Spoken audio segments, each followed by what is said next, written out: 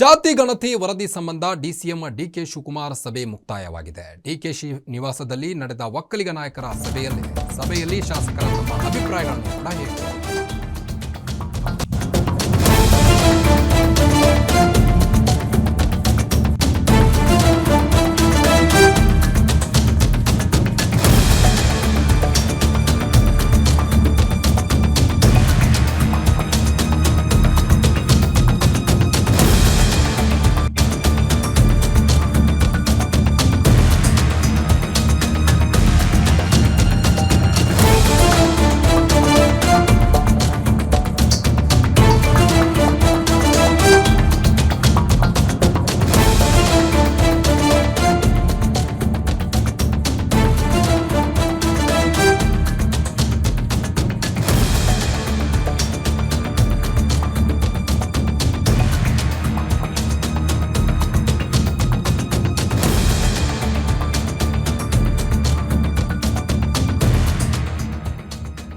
DCM DK Shivakumar ನಿವಾಸದಲ್ಲಿ ಒಕ್ಕಲಿಗ ನಾಯಕರ big meeting ನಡೆದಿತ್ತು.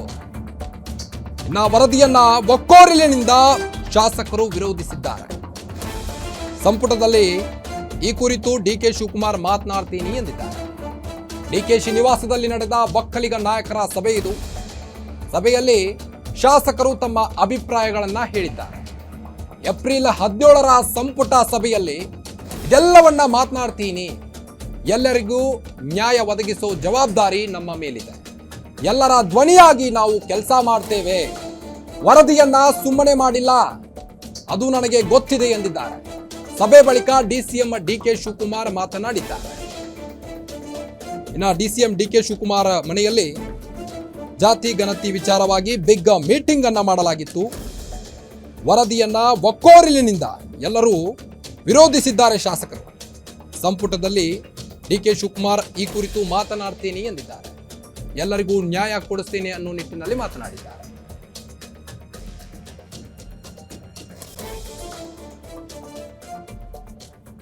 ಮುಸ್ಲಿಮರಿಗೆ ಇಷ್ಟು ಪರ್ಸೆಂಟ್ ಹೆಚ್ಚಿಗೆ ಇದೆ ಅನ್ನೋದೆಲ್ಲ ಒಂದು ಬೇರೆ ರೀತಿ ಅರ್ಥ ಬರೋ ರೀತಿಯಲ್ಲಿ ಕೆಲವು ಪ್ರಕಟಣೆಗಳಾಗಿದೆ.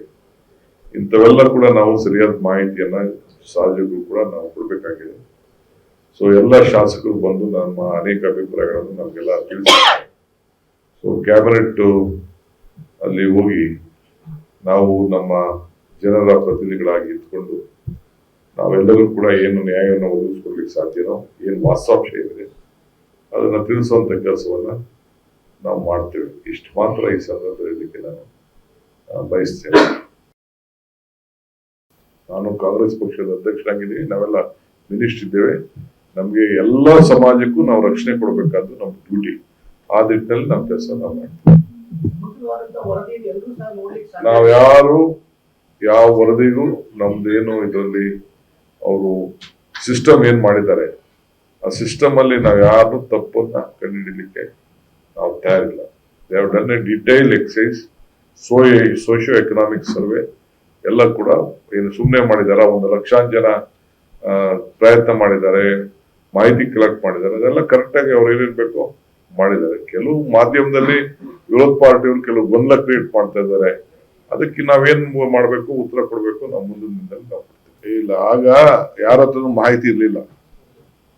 ಈಗ ಮಾಹಿತಿ ಬಂದಿದ್ದೆ 3 ದಿನದಿಂದ ಈಚೆಗೆ. ಬರೀ ಜಯಪ್ರಕಾಶ್ ಒಬ್ಬರ ಇರ್ತೀರ ಅಷ್ಟೇ, ನನ್ನ ಹತ್ರನೂ ಇರ್ಲಿಲ್ಲ. ಮುಖ್ಯಮಂತ್ರಿಗಳು ನನ್ನ ಹತ್ರ ಇಲ್ಲ ಅಂತ ಹೇಳಿದ್ರು. ಮೊನ್ನೆ ನನಗೆ ಕ್ಯಾಬಿನೆಟ್ ಅಲ್ಲಿ ಇದನ್ನ ಓಪನ್ ಮಾಡಿದ್ರು. ಓಪನ್ ಮಾಡಿದ್ಮೇಲೆ ನಿನ್ನೆನೋ ಮೊನ್ನೆನೋ ಬಂದಿತ್ತು. ಸೊ ನಮ್ ಡ್ಯೂಟಿ ಅಲ್ವಾ, ನಮ್ಮ ಕೊಲೀಗ್ಸು ಶಾಸಕರಿಗೆಲ್ಲ ಹಂಚ್ಕೊಳ್ಬೇಕಾಯ್ತು. ಡ್ಯೂಟಿ ಮಾಹಿತಿ ಎಲ್ಲ ಹಂಚ್ಕೊಳ್ಬೇಕಾಯ್ತು. ಮಾಧ್ಯಮದಲ್ಲೂ ವಿವಿಧ ರೀತಿಲಿ ಒಂದೊಂದು ಪೇಪರ್ ಒಂದೊಂದ್ ತರ ಬರ್ದಿದ್ದೀನಿ. ಸೊ ಅದಕ್ಕೆ ನಾ ಎಲ್ಲ ಹಂಚ್ಕೊಂಡಿದ್ದೀನಿ. ಅವ್ರಿಗೂ ಚರ್ಚೆ ಮಾಡಕ್ಕೆ ಅವಕಾಶ ಮಾಡ್ಕೊಟ್ಟಿದ್ದೀನಿ. ಅವ್ರಿಗೂ ಅಧ್ಯಾಯ ಮಾಡಕ್ಕೆ ಅವರು ಕೂಡ ವರದಿ ಕಾಪಿನ ನಾನು ಕಳಿಸ್ಕೊಡ್ತೀನಿ. ಇನ್ನೇನಾದ್ರು ವಿಚಾರ ಇದ್ರೆ ಅವರು ಕೂಡ ನಮ್ಗೆ ಸಲಹೆಗಳನ್ನ ಕೊಡ್ತಾರೆ. ಈ ಬಗ್ಗೆ ಇನ್ನಷ್ಟು ಅಪ್ಡೇಟ್ಸ್ ಕೊಡ್ತಾ ಹೋಗ್ತಾರೆ ನಮ್ಮ ಪೊಲಿಟಿಕಲ್ ರಿಪೋರ್ಟರ್ ವೀರೇಶ್ ದಾನಿ.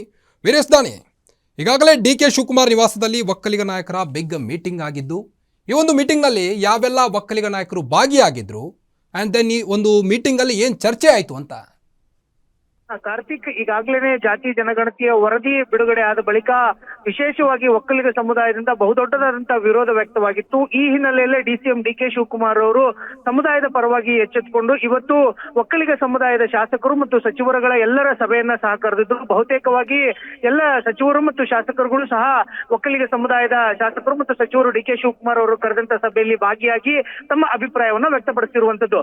ವಿಶೇಷವಾಗಿ ಒಕ್ಕಲಿಗ ಸಮುದಾಯದಲ್ಲಿರ್ತಕ್ಕಂಥ ಎಲ್ಲರದೂ ಸಹ ಒಂದೇ ಒಂದು ವಾದ ಏನಂತಂದ್ರೆ, ಈ ವರದಿಯನ್ನ ನಾವು ಒಪ್ಲಿಕ್ಕೆ ಆಗಲ್ಲ ಅನ್ನೋ ಒಂದು ಕೂಗನ್ನ ಎಲ್ಲರೂ ಸಹ ಈಗಾಗಲೇ ಹೇಳಿರುವಂತದ್ದು. ಆದ್ರೆ ಡಿಸಿಎಂ ಡಿಕೆ ಶಿವಕುಮಾರ್ ಅವರು ಕಾಂಗ್ರೆಸ್ ಪಕ್ಷದ ನಿಲುವು, ಕಾಂಗ್ರೆಸ್ ಪಕ್ಷ ಈಗಾಗಲೇ ಜಾತಿ ಗಣತಿಯ ವಿಚಾರವಾಗಿ ಎಲ್ಲ ರೀತಿಯಾದಂತಹ ಸಿದ್ಧತೆಗಳನ್ನ ಸಹ ಮಾಡ್ಕೊಂಡು ಬಂದಿದೆ. ಇದು ಪಕ್ಷದ ಪಾಲಿಸಿ. ಹೀಗಾಗಿ ಇದರಲ್ಲಿ ಆಗಿರತಕ್ಕಂತ ನ್ಯೂನ್ಯತೆಗಳೇನಿವೆ ಅವುಗಳನ್ನ ಸರಿಪಡಿಸಿಕೊಳ್ಳುವ ಕುರಿತಂತೆ ನಾವೆಲ್ಲರೂ ಸಹ ಚರ್ಚೆ ಮಾಡಬೇಕು ಅನ್ನೋ ಒಂದು ನಿಟ್ಟಿನಲ್ಲೂ ಸಹ ಡಿಕೆ ಶಿವಕುಮಾರ್ ಅವರು ಶಾಸಕರು ಮತ್ತು ಸಚಿವರುಗಳಿಗೆ ಸಲಹೆಯನ್ನು ಸಹ ಕೊಟ್ಟಿರುವಂತದ್ದು.